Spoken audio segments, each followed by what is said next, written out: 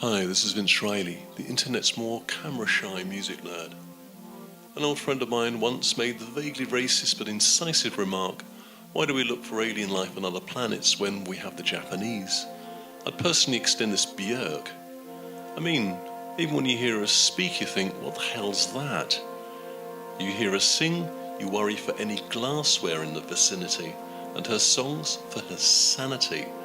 So I hereby make an official statement. Bjork is the woman who fell to Earth. A real live extraterrestrial who lives among us. My joke about Bjork is that she's a world famous pop star, but she's really good. I first thought, what the hell's that, back in '88, when hearing her on the radio singing Birthday with the Sugar Cubes. Since when, I've closely followed and silently worshipped her, believing her to be one of the very few genuine geniuses ever to have worked in the pop industry. If Bowie linked pop music to art, Bjork's never separated the two, and unlike someone I just mentioned, she's never sold out. Therefore, as with all her CDs, I eagerly anticipated Utopia. The first thing to keep in mind is that Bjork was a child prodigy who attended a music school in Iceland for gifted kids, has since been acutely aware and influenced by classical avant-garde, has never compromised her music, and is now a mature artist of 52.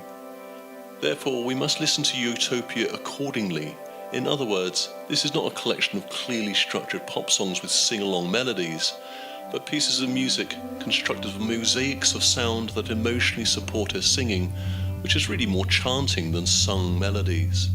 The American director Martin Scorsese was once asked why there were so many bad films. He answered, was there so many bad audiences? As with most experimental music, if we find Utopia weird, boring or just plain bad, perhaps we're not listening to it as Bjork herself intended. Delicate sequences of sound exploring the minefield of intimate relationships.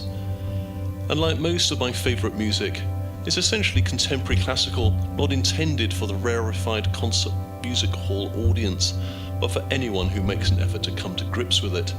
I'm not saying that it's perfect. In fact, I find much of it unnecessarily repetitive, slow and meandering, but it is overall a strong, mature, confident body of work by a strong, mature, confident woman. My own personal link with her is that many years ago, I was standing in London's Leicester Square, chuckling away at the hourly bell-ringing display provided by the Swiss Centre, when I realised that there was what I took to be a petite girl at my elbow. Her innocent look of wonder prompted me to listen to the bells with more receptive ears, and after some seconds it dawned on me that I was looking at the cute, elfish alien face of Bjork.